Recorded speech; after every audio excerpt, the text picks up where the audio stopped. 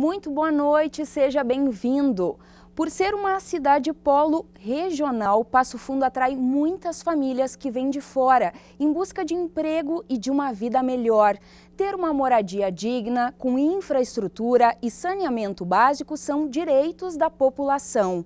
O caso é que os programas de governo na área da habitação muitas vezes não conseguem atender todas as necessidades dos moradores. O resultado está nas ocupações irregulares observadas em diferentes cidades brasileiras.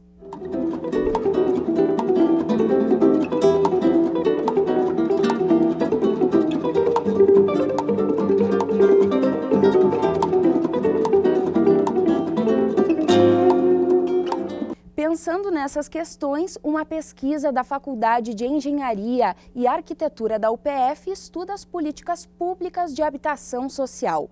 Vamos acompanhar uma reportagem produzida pelo Núcleo Experimental de Jornalismo em parceria com a UPF TV, que trata deste assunto. O acesso à habitação digna e sustentável é um dos direitos da população. Porém, em grande parte das cidades do país, a paisagem é esta: moradias precárias e em locais com pouca infraestrutura. Em Passo Fundo, não é diferente. Com uma demanda por moradias maior do que os recursos disponibilizados pelos programas de governo, o resultado é um déficit habitacional crescente e ocupações irregulares de espaços urbanos. Temos hoje ocupações variadas na cidade, são mais de 40 ocupações de famílias que estão de Passo Fundo ou que vieram para Passo Fundo buscando uma vida melhor. E nós temos que dar resposta para esse déficit. Mesmo em áreas regularizadas pelo poder público, como no loteamento Parque do Sol, moradores reclamam da falta de atenção do poder público e do atendimento de necessidades básicas nesses locais. O caso que seria mais urgente, eu acho, seria a falta de infraestrutura. A polícia muito pouco passa aqui, né? Daí às vezes eles fazem as patrulhas, mas é lá de vez em quando. Se a gente chama eles demoram a comparecer no local. A gente não tem o asfalto, dia de chuva é muito barro, passa o ônibus, fica atolado. Passo Fundo tem mais de 14 mil famílias de baixa renda que estão na espera de saneamento básico e uma moradia digna. Mas enquanto os projetos de habitação social não se concretizam, as famílias acabam se tornando moradores de ocupações irregulares da cidade. O déficit habitacional e as ocupações são preocupações do poder público. Em Passo Fundo, o poder legislativo vem acompanhando de perto o problema.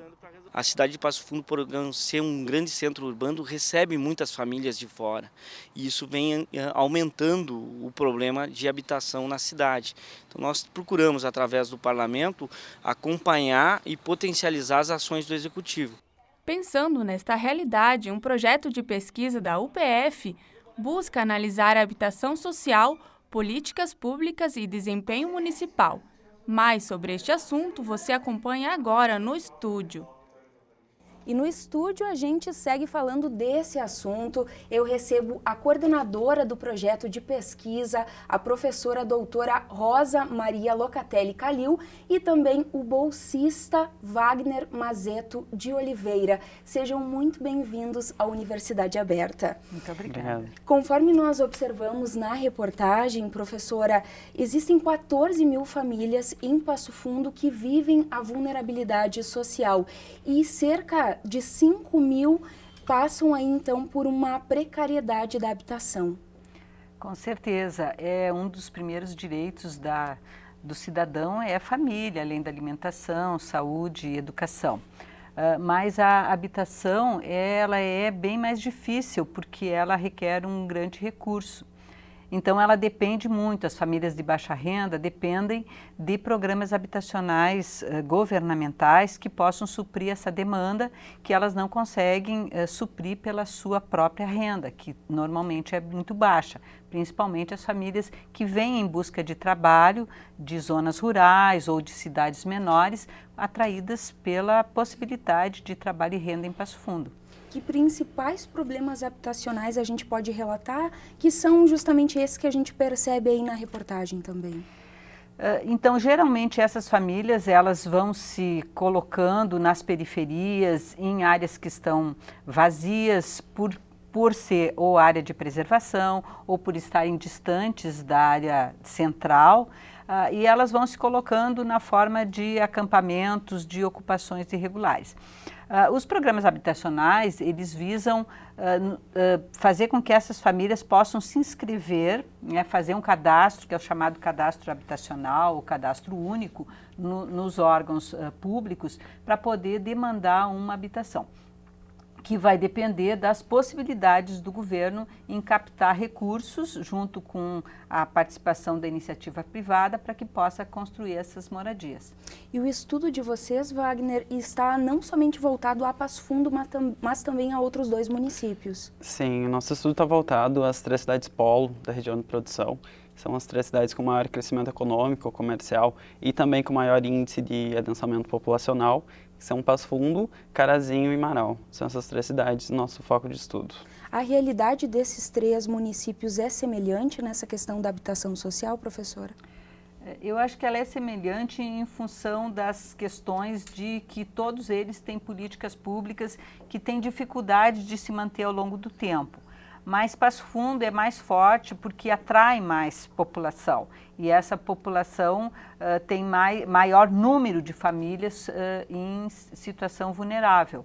Então eu penso que Passo Fundo realmente é o município que precisa mais cuidado em relação a isso. Você, Wagner, estudou em especial Marau.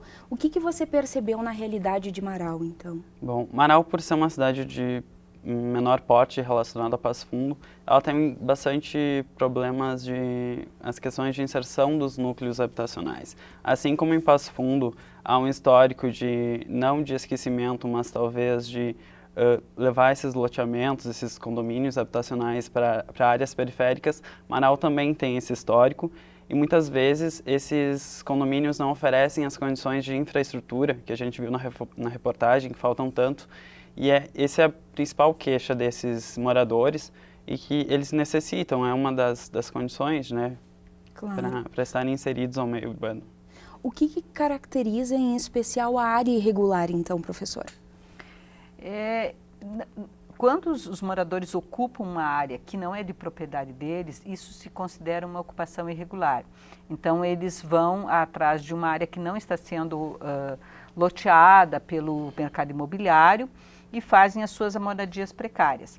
No caso dos programas habitacionais, os programas vão ter que buscar uma área regular, né, regularizá-la, para depois, então, fazer todo um parcelamento do solo, colocar infraestrutura e colocar as moradias, construir as moradias. Né?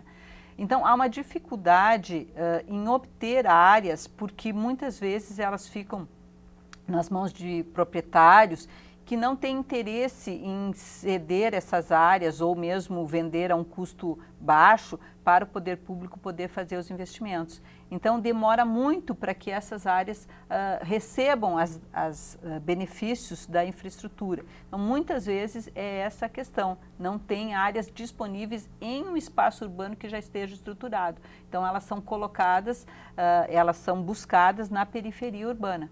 Por isso, elas demoram muito e muitas vezes, assim, o financiamento que financia as casas, eles vêm num momento e o financiamento ou a colocação da infraestrutura ocorre em outro momento. Então, demora muito para que essa área, que é uma área habitacional, para uma população que precisa de atenção, se torne realmente uma área urbana com as características urbanas. E por que você escolheu, em especial, se dedicar a esse estudo, Wagner? Bom, um dos meus primeiros livros dentro da formação como arquiteto urbanista citava o arquiteto como um agente social. E dentro do nosso curso foi uma das primeiras oportunidades que eu tive de buscar uma resposta a isso. O que eu, como futuro arquiteto urbanista, posso fazer para isso? Como eu devo me instrumentalizar e pensar nesse futuro, né? Que Essa realidade te incomoda? Incomoda muito, porque nós nos deparamos hoje falamos muito em sustentabilidade, em um urbanismo sustentável, só que às vezes nós não temos condições físicas da habitação, quem dirá uma inserção urbana que tem que estar ligada a equipamentos urbanos, a uma conexão com as centralidades urbanas, já que esses condomínios, esses conjuntos habitacionais, têm que estar localizados nas periferias por falta de área. Então, é toda uma rede muito complexa de pensamento e que a gente tem que começar a mudar. Não basta dar o habitar, né? O habitar envolve muito mais, é muito mais complexo. Pois é, professora, que tipos, então, de programas o governo oferece, programas habitacionais? Bem, nós tivemos, assim, um avanço, tivemos várias décadas em que não houve investimento e a partir de 2009 iniciaram os programas chamados Programas de Aceleração do Crescimento e o programa Minha Casa Minha Vida. Então, esses programas, eles deram maior agilidade e trouxeram financiamentos. Mas são financiamentos que são segmentados pela faixa de renda do morador. Então, nós temos programas que atendem de 0 a 3 salários mínimos, de 3 a 6 e mais de 6. Cada um tem uma característica em termos do tipo de moradia que pode ser financiado e da quantidade de recursos que pode ser alocada para uma moradia. E a maior dificuldade é atender as famílias de 0 a 3 salários mínimos, porque elas demandam uma habitação que vai ser um financiamento praticamente a custo perdido, que se diz a fundo perdido, porque elas têm muito pouca capacidade de renda de fazer esse pagamento. Então, os empreendimentos, eles têm que custar pouco, eles têm que ficar dentro de um limite muito pequeno. E estando dentro desse limite, tanto o custo do terreno tem que ser menor, quanto o custo da moradia. Então, há uma grande dificuldade de os governos municipais poderem gerenciar isso na busca de terrenos e na busca também de empresas que queiram investir nesse tipo de construção para as famílias de mais baixa renda. As outras faixas, né, que abarcam de 3 a 6, elas já podem individualmente as famílias buscar os programas da Minha Casa Minha Vida, muitas já têm o seu terreno, constroem a sua casa, ou outras em programas de financiamento até de apartamentos, conseguem se inserir melhor. Mas a grande dificuldade que se tem, e isso foi observado nos 3 municípios, é o atendimento à população mais carente mesmo. Tá certo. Professora, você continua com a gente, então, no segundo bloco, e eu agradeço muito a tua presença e te desejo muito sucesso aí, Wagner, nesse projeto de pesquisa e também na escolha pela arquitetura, por essa profissão tão bonita aí. Obrigado. Imagina, obrigada. Bem, a gente faz agora um rápido intervalo e nós já voltamos.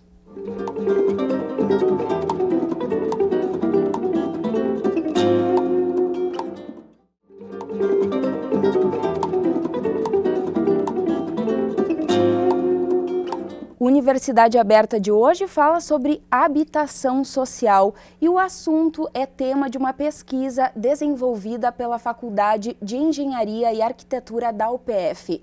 E neste segundo bloco continua conosco, então, a coordenadora do projeto, a professora Rosa Maria Locatelli Calil, e eu recebo a professora doutora Adriana Gelp, que também é uma das coordenadoras do projeto. Professora, seja muito bem-vinda. Muito obrigada. Perfeito. Olha só, a gente sabe que os programas de governo, ainda que as famílias elas sejam atendidas por esses programas habitacionais, essas habitações elas nem sempre são como poderiam ser, continuam sendo precárias, não é mesmo, professora? Continuam sendo precárias. Em alguns casos, até a qualidade construtiva melhorou, né?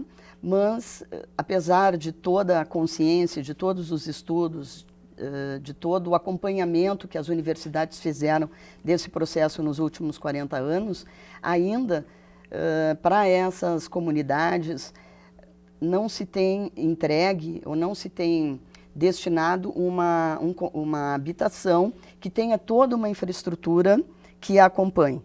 Então, a gente tem feito ainda apenas uma casa, quando se sabe que as famílias, principalmente as que estão em vulnerabilidade social, precisam mais do que apenas uma casa, precisam de toda uma cidade para que possam avançar socialmente e ter uma qualidade de vida melhor. Questões de educação, de esporte, de lazer, de trabalho, de transporte, não acompanham nesses conjuntos e essas políticas habitacionais. Pois é, e justamente essas casas, professora, oferecidas, elas são pequenas, né? Você falava aí propriamente do número de dormitórios que às vezes não é o suficiente justamente por uma família numerosa, muitas vezes, né?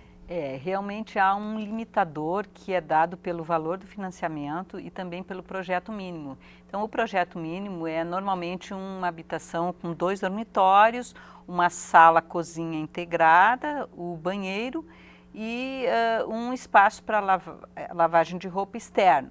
Então, isso é uma família padrão que nem sempre se caracteriza dessa forma. Muitas vezes ela necessitaria de 3 dormitórios, necessitaria de ter um espaço mais fechado para lavagem de roupas, para cuidado, principalmente aqui que nós temos um clima muito frio.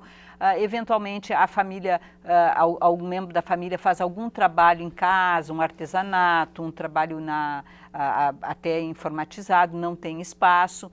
Então, imediatamente as famílias já iniciam um processo muitas vezes de ampliação da sua moradia de uma maneira construtiva assim muito artesanal e muito precária, acoplando então novos espaços a essa moradia.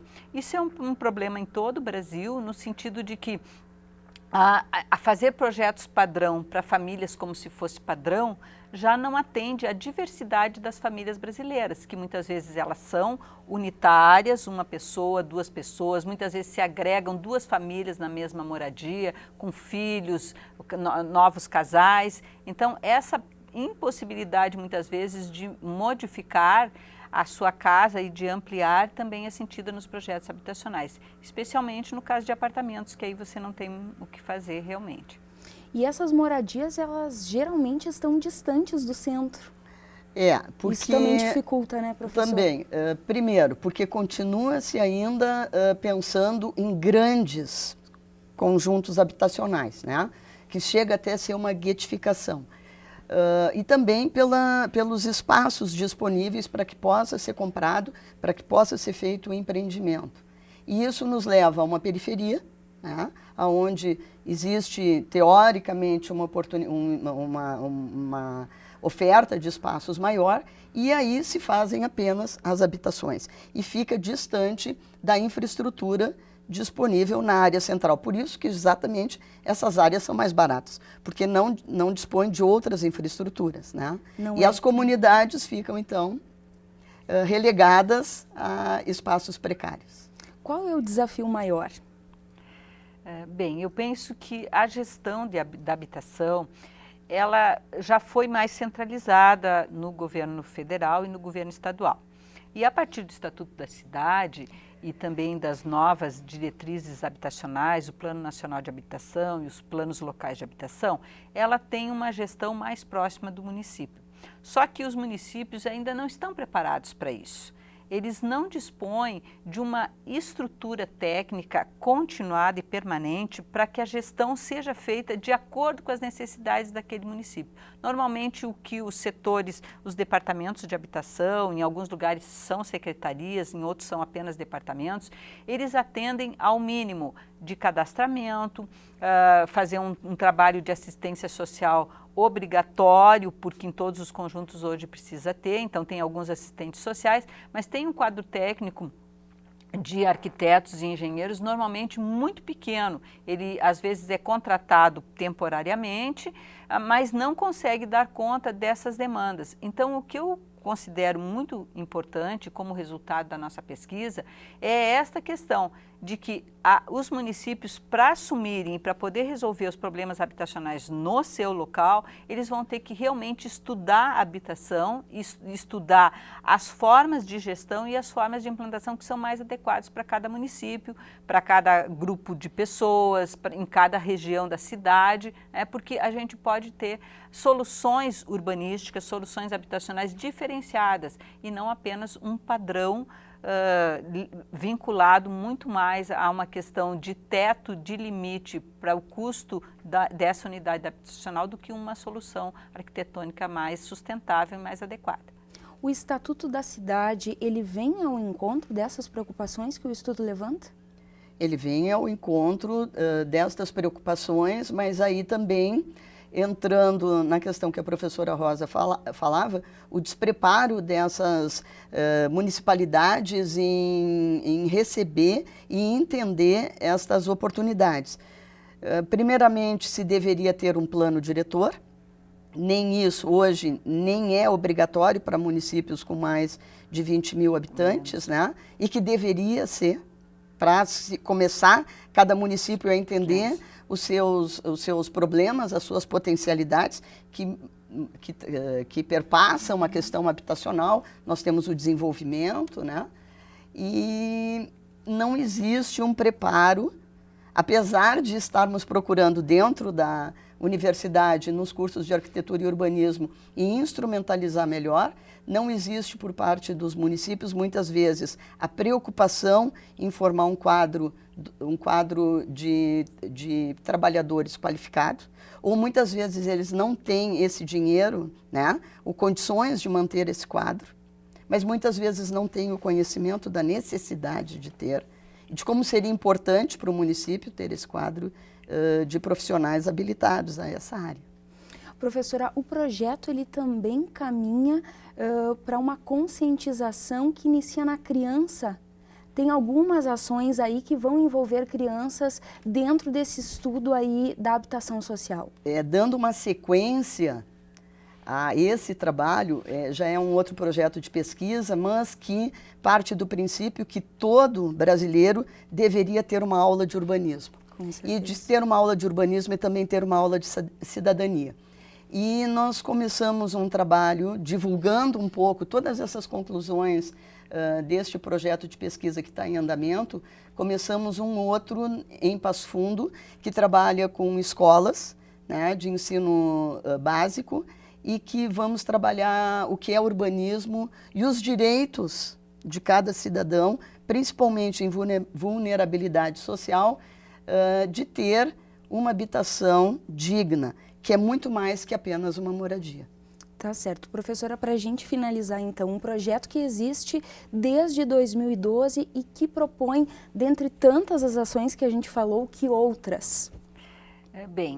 Esse projeto ele se tornou muito importante porque nós, na verdade, não temos esse conhecimento do que acontece, principalmente nessas 3 cidades polo da região. As informações sobre habitação social, elas são muito fragmentadas dentro, principalmente dos setores públicos, porque há uma mudança de gestão rapidamente e mudança de pessoal, como a gente falou anteriormente. As equipes técnicas se modificam, assim como os gestores. Então, o projeto também se torna importante porque ele consegue resgatar as ações que acontecem, consegue analisar, né, como é que essas ações estão dando resultados, né, e ajudar a formular as novas políticas públicas para que tenha continuidade às questões habitacionais. Então, o projeto ele não se fecha em si mesmo dentro dos seus resultados, mas ele procura fornecer esses resultados para os setores públicos e auxiliando justamente na própria elaboração dos planos locais de habitação, dos planos de saneamento básico e de ações que possam ser inseridas, né, nos próprios planejamentos orçamentários dos municípios para que eles busquem atender essas questões não apenas com os recursos externos, mas com os seus recursos próprios também. Então, o projeto tem essa amplitude e essa diversidade nesse sentido, né, de poder prestar essas informações todas. Tá certo, e a caminhada não é pequena, é muito fértil, inclusive, não é mesmo? É um processo, estamos no meio, aliás, recém no começo, né? Tá certo. Muito obrigada pela participação de vocês aqui no Universidade Aberta, muito obrigada também por compartilhar esse saber com a gente. À disposição. Muito obrigada. Obrigada mesmo. Bem, muito obrigada também pela sua companhia. E na próxima semana a gente está de volta com mais um projeto de pesquisa ou de extensão desenvolvido aqui na Universidade de Passo Fundo. Até lá!